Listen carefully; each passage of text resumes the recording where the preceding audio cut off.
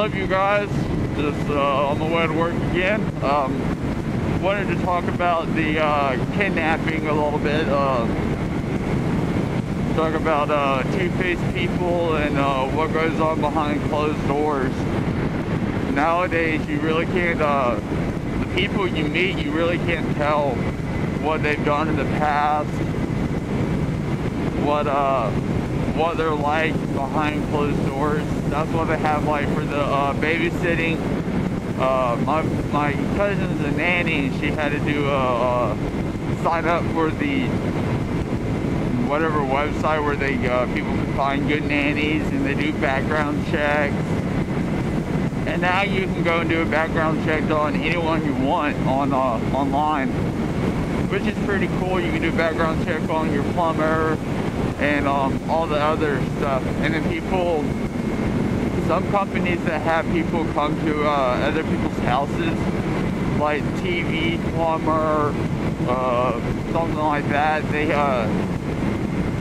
before the person comes, they send you a text with a picture of who's coming, so you know when they get to the door that it's the right person. So they don't have like the fake plumber come in or the fake TV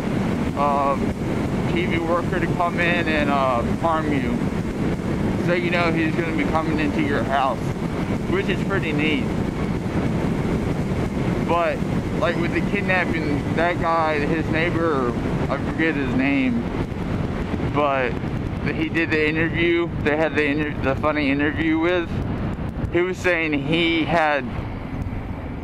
hung out with a guy in his backyard, had steaks with him and everything. So he had no clue what was going on in his right next to him for 10 whole years. But that guy was only living there for a year. But for 10 whole years, he was hiding that from his neighbors, that he had girls in his basement. Which is crazy. 10 whole years somebody would be able to hide that is crazy. But there's a bunch of people nowadays that are two-faced. They're one way when they're outside of the house. Either they're really nice or they're really douchebags. But then when they go home, they're either the opposite or they change. Or some people, they changed their whole identity because they didn't like who they were. They change identities to fit where they live or to fit the identity of a person that somebody likes. I think that happens a lot in high school, where kids will find out what type of guy girls like and they'll try to be that guy. But then it ends up not working out because they're just faking it.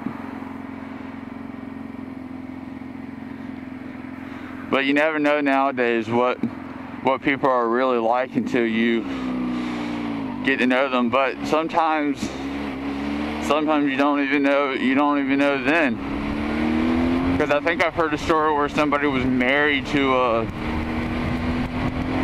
someone and they were doing something illegal their whole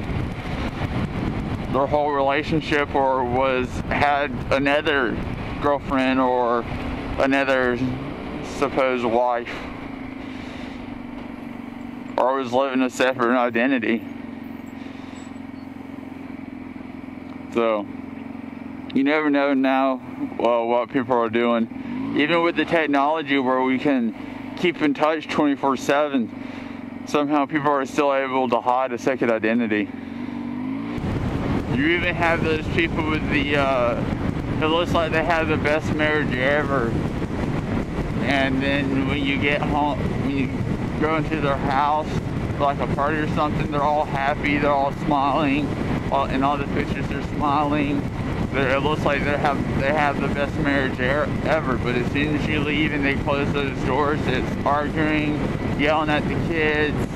The husband either hits the woman or hits the kids. It's crazy what goes on behind closed doors and you don't even know. And for parents that abuse kids, it's wrong. Kids aren't doing anything wrong, and then they're gonna blame whatever ever on the kids.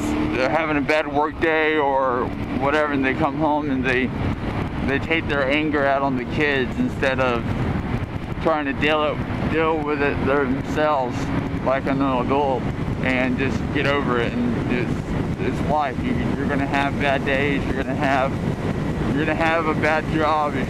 Change it. If you can't afford to change your job, then just get over it. So, well, that's my little rant on two-faced people and what goes on behind closed doors, and my thoughts on the kidnapping. So that's gonna be it, and I'll see you next time. Peace.